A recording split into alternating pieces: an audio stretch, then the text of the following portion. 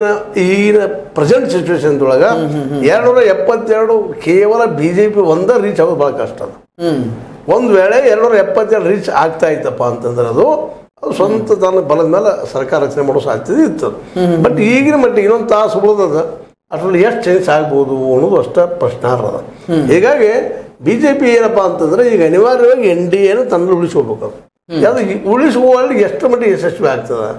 ಅದರಲ್ಲೂ ಕೆಲವು ಜನ ಏನಿದ್ದಾರಪ್ಪ ಅಂದರೆ ಈ ಉದಾಹರಣೆಗೆ ಇವರನ್ನು ತಗೊಳ್ರಿ, ನಿತೀಶ್ ಕುಮಾರ್ ಅವರು. ನಿತೀಶ್ ಕುಮಾರ್ ಅವ್ರನ್ನ ಯಾವ ರೀತಿ ನಡೆಸ್ಕೊಂಡ್ರು ಮೊನ್ನೆ ಎಲೆಕ್ಷನ್ದಲ್ಲಿ ಅಂದ್ರೆ ಬಿಜೆಪಿಯವರು ಅವ್ರು ನಮ್ಮೊಬ್ಬ ಏನಪ್ಪ ಸಬಾರ್ಡಿನೇಟ್ ಅನ್ನುವಾಗ ಅವ್ರ ಜೊತೆ ವರ್ತನೆ ಮಾಡಿದ್ರು ಸಾಕಷ್ಟು ಅಪಮಾನ ಮಾಡಿದ್ರು. ಅಲ್ಲಲ್ಲ ಅವ್ರದ ಏನಂತೀರ ನೀವು, ಅವ್ರ ಜೊತೆಗೆ ಅವ್ರ ಬಿಹೇವಿಯರ್ ಕೂಡ ಹಂಗೇನೆ ಇತ್ತು. ಇವರು ಕೂಡ ಅವ್ರ ಪೂರ ಸಬ್ಮಿಸಿವ್ ಆಗಿದ್ರು. ನೋಡಿದ್ರೆ ನಾವು ಎಷ್ಟೋ ಜಾರಿಗಳಲ್ಲಿ ನಿತೀಶ್ ಕುಮಾರ್ ಮತ್ತು ಮೋದಿ ಅವರಿಬ್ಬರು ಮುಂದ ನಿತೀಶ್ ಕುಮಾರ್ ಕೈಯಲ್ಲಿ ಕಮಲ ಕೊಟ್ಟಿದ್ರು. ಅವರು ಕಮಲ ಸುಮಾರು ಕೊಟ್ಟು ಪ್ರಚಾರ ಮಾಡಿಸಿದ್ರು. ಅದನ್ನ ಒಬ್ಬ ರಾಷ್ಟ್ರೀಯ ನಾಯಕ ಹೆಚ್ಚು ನಾವೇನೂ ಇರಲಿ, ಪಲ್ಟೂರಾಮ್ ಇರಲಿ ಮತ್ತೇನಿರಲಿ, ರಾಜಕಾರಣ ಹಂಗದ ಇವತ್ತು ಅದನ್ನ ನಾವು ಟೀಕೆ ಮಾಡೋದು ಒಬ್ಬ ಬೆಳೆದ. ಸರ್ ಈ ಬಾರಿ ಏನಂತೀರ ನೀವು, ಅಂದ್ರೆ ಅವರು PM ಮೋದಿ ಅವರನ್ನ ಅಲ್ಲಲ್ಲ ವಿಪಕ್ಷಗಳು ಅಂತಿದ್ವಲ್ಲ, PM ನರೇಂದ್ರ ಮೋದಿ ಅವರು ಘಮಂಡಿಯಪ್ಪ. ಆದ್ರೆ ಈ ಬಾರಿ ಏನಾದ್ರು ಅವ್ರು ಘಮಂಡಿಯ ತನಕ್ಕೆ ಒಂದೇನಂತೀರ ನೀವು, ಚ್ಯುತಿ ಬರುತ್ತಾ? ನೋಡ್ರಿ, ಅದು ಡಿಫೆಂಡ್ ಅಪಾನ್ ಇನ್ನೂ ಒಂದು ತಾಸಿನ ಮೇಲೆ ಹೇಳ್ಬೋದು ನಾವು ಇದನ್ನ. ಯಾಕಂದ್ರೆ ಈಗ ಹೇಳಿದ್ರೆ ಅದು ಗಡಿಬಿಡಿ ಮಾಡಿದಂಗೆ ಅನಿಸ್ತದ. ಬಟ್ ಇಲ್ಲಿವರೆಗೆ ಆದಂತ ರಿಸಲ್ಟ್ ಮಾತ್ರ ಈಗ ಬಂದಂತ ಏನು ಬರ್ತಾ ಇದೆ, ಇದೇ ರುಜಾನ್ ಬರ್ತಾ ಇದ್ದಲ್ಲ ಇದು ಮಾತ್ರ ಮೋದಿ ಅವ್ರಿಗೆ ದೊಡ್ಡ ಹೊಡೆತ ಕೊಟ್ಟದ. ಅದರಲ್ಲಿ ಎರಡು ಮಾತಿಲ್ಲ. ಮತ್ತು NDA ಸರ್ಕಾರ ಆದರೂ ಆಗ್ಬೋದು, ಇಲ್ಲಂತಲ್ಲ, ಇನ್ನೂ ಗ್ಯಾರಂಟಿ ಇಲ್ಲದು.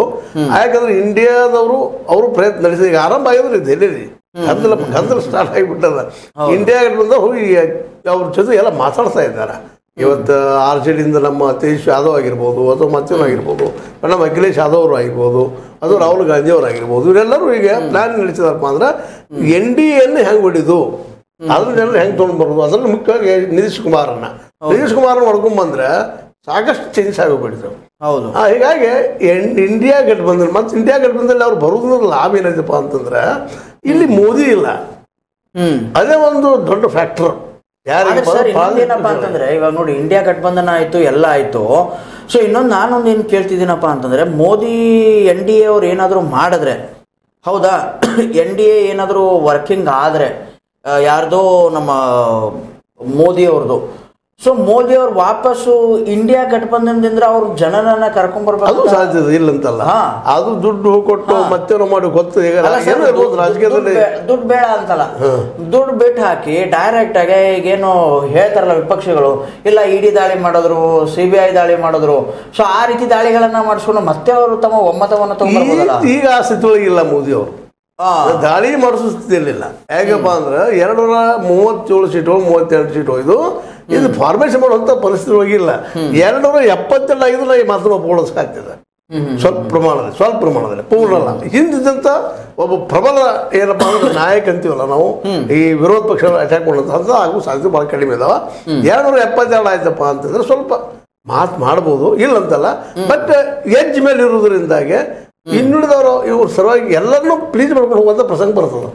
ಈ ವಾಜಪೇಯಿ ಅವ್ರು ಫೇಲ್ಯೂರ್ ಕೆಲವೊಮ್ಮೆ ಆದ್ರು, ಯಶಸ್ವಿನೂ ಕೆಲವೊಮ್ಮೆ ಆದ್ರು. ಯಾಕಂದ್ರೆ ಎಲ್ಲರನ್ನೂ ಪ್ಲೀಸ್ ಮಾಡ್ಕೊಂಡು ಹೋಗುವಂತ ಪ್ರಸಂಗ ಇತ್ತು ಅವ್ರಿಗೆ. ಹೀಗಾಗಿ ಇವತ್ತೇನದಪ್ಪ ಅಂದ್ರೆ ಮೋದಿ ಅವರು ಈಗೇನು ನಿನ್ನೆ ತರಗ ಬಲಿಷ್ಠಿದ್ರು, ಇವತ್ತು ಈ ಕಳೆದ ಸ್ವಲ್ಪ 12 ತಾಸದಲ್ಲೇ 8 ತಾಸದಲ್ಲೇ ವೀಕ್ ಅನ್ನುವಂಥ ಮಟ್ಟಕ್ಕೆ ಬಂದು ನಿಂತಿದ್ದಾರೆ. ಮತ್ತೆ ಇನ್ನೂ 237 ಮತ್ತು ಇನ್ನೂ 200 ಒಳಗೆ ಬಂತಂದ್ರೆ ಅಂದಂಗಾದ್ರೆ ಮೋದಿ ಅವ್ರ ನಾಯಕತ್ವನ್ನ ವಿರೋಧಿಗಳು ಒಪ್ಕೊಳ್ಳಿಕ್ಕೆ ಸಾಧ್ಯ ಆಗಲಿಕ್ಕೆಲ್ಲ ಒಪ್ಪುವುದಿಲ್ಲ. ಆಗ ಸಹಜವಾಗಿನ ಸ್ವತಃ BJPಯಲ್ಲಿ ಅವ್ರ ನಾಯಕತ್ವ ಒಪ್ಪೋ ಸಾಧ್ಯತೆಗಳು ಇಲ್ಲ.